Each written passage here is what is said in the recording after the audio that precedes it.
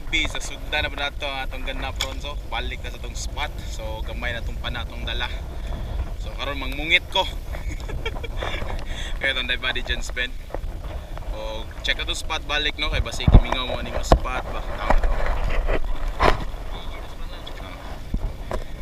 na nabita pero tangigi din nas mala na tangigi na muhay na ron wala kita so ano itong spot no dirada na ba taron dyan span birthday boy ano daot na blessed na karon let's get it and let's go. Alright, what's up mga Kawal TV? Another day, another spearfishing day. Tara samahan niyo ako sa panibagong aksyon at bakbakan na datingan ng pangulam ng bayan. Ngayon, afternoon dive tayo. Kasama pa rin natin yung dive body natin si John Spen. Gamit ko palang SG is yung ating Dawn pistol. So dito, balak kong tumira ng mga surgeon fish or mga mungit. At yung nga pala, kung bago ka pa lang sa channel ko, huwag kalimutan mag-like, subscribe, and hit the notification bell para updated kayo sa mga bagong videos. At paki-like and share na lang din sa mga videos natin on Facebook at saka on Reels by Renla, Brian, Invoker, and Tong. Kaya let's go!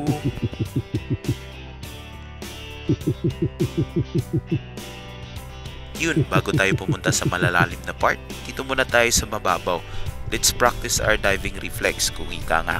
Kasi dito tayo magsisimula bago tayo pumunta dun sa malalim na part. At siya nga pala, target species natin ngayon is mga mungit or surgeon fish. Sana makarami tayo. Kaya let's go! At yun, natapos na tayo sa ating practice diving. Nakadive ako mga around 4 to 5 times. At natry ako na maghunt ng mga mungit or mga surgeon fish. Kaso sobrang ilang. I did my best. At hindi tayo nakakuha or nakahuli. Sobrang ilang na talaga ng mga isda dito. Kapag nakikita tayo or may dala tayong pana, lumalayo talaga kaagad. At kailangan pa natin sisirin ng matagalan bago tayo makatama or makakuha ng mga isda. Ubos or alam na nila halos mga technique natin from scratching, fish calling, and even casting. Kaya dito na lang tayo. Dito na tayo mag-drop sa malalim na part. At yun, kaso hindi natin tinamaan isa sanang trevally or isang bluefin trevally. Pero okay lang yun. Let's move on and then find new target. So dito nag-drop kaagad tayo. Mga nasa around 10 meters deep lang din to. At dito naganap tayo ng isang magandang spot or magandang position kung saan pwede tayo makapag-ambush. Kaya check natin yung clip and then let's go!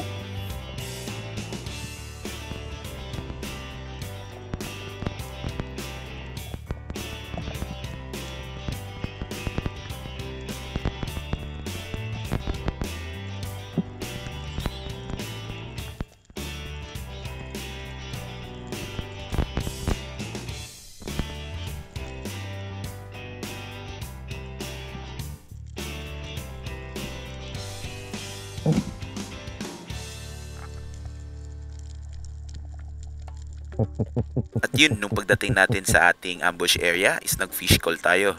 A really accurate fish call. May lumapit na mga kitong o isang rabbit fish. Kaya I took aim and then took the shot. Kaso mintis, napakiba tayo ng kitong. Sayang na sayang. Pero pag ganyan, okay lang yan.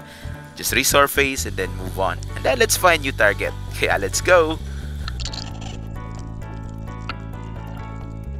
Sa clip na to, makikita mo talaga kung gaano nakailang yung mga isda. Ayaw lumapit. Kaya, move on na lang. And then, let's find new target.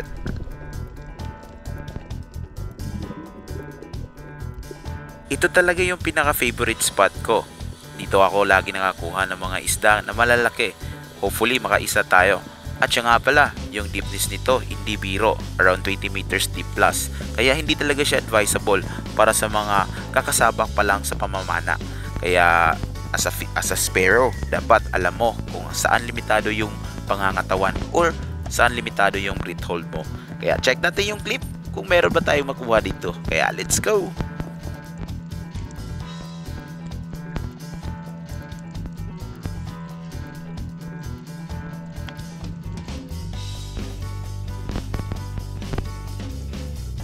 So dito pagdating ko sa ating favorite spot is may nakita na kaagad akong isang one-spotted snapper.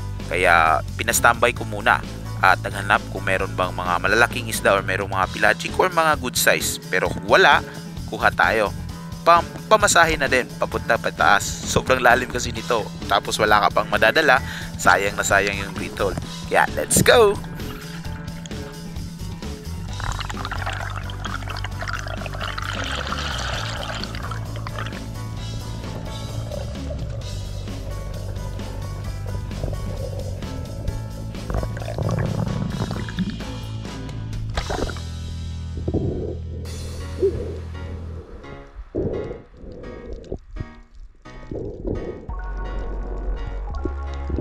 Ito talaga pinakamahirap sa pamamana. Yung tipong yung first catch ang pinakamahirap hulihin. Pero okay lang yan. Baka second catch, makakarami na tayo.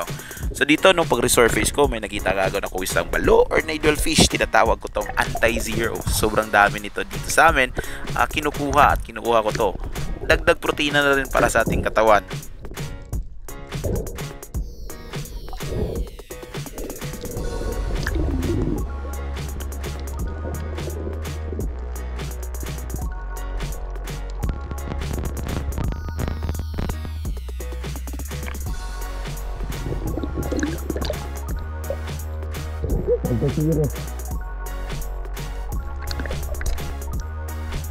Sa sobrang dami ng huli natin mga balo or needle fish, hindi ko na kinuna ng clip lahat or hindi ko na inad sa mga clip natin. So ito lang yung mga highlighted na kuha natin ng mga balo.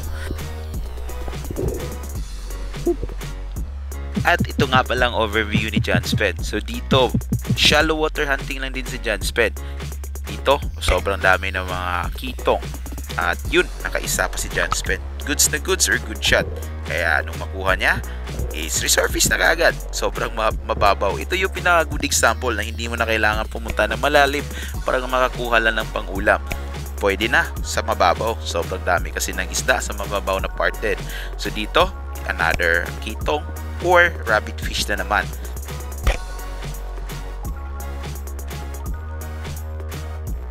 Panahon ngayon, sobrang hirap na talaga makakuha ng mga mararaming mga pelagic dito sa amin. Sa sobra pa namang dami ng activities. Hindi lang snorkeling, hindi lang scuba diving, sobrang dami din ng mga pamboat na dumadaan.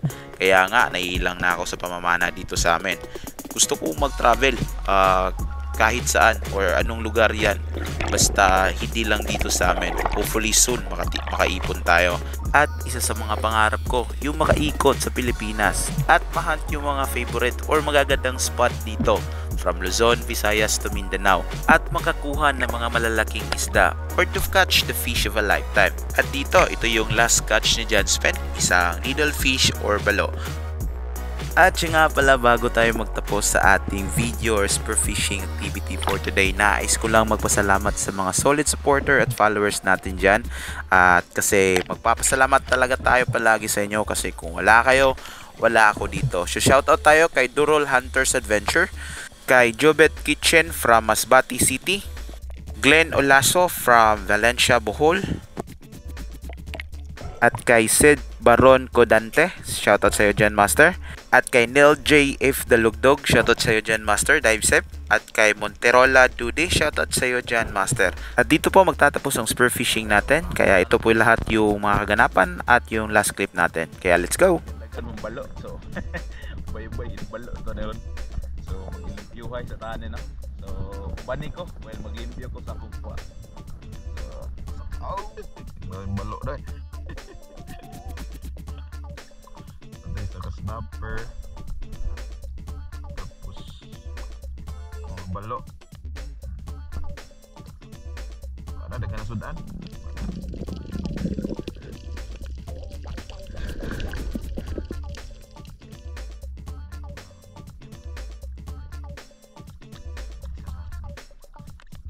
At yun na nga, pagkatapos nating ma-check yung kuha natin is nilinisan ko na kagad yung ating isda para pagdating sa bahay is lulutuin na kagad.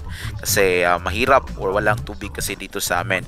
So yung mga fresh water, kailangan pa nating ipa-deliver dun sa town ng Malboal papunta dito sa amin. So ito yung ginagawa namin.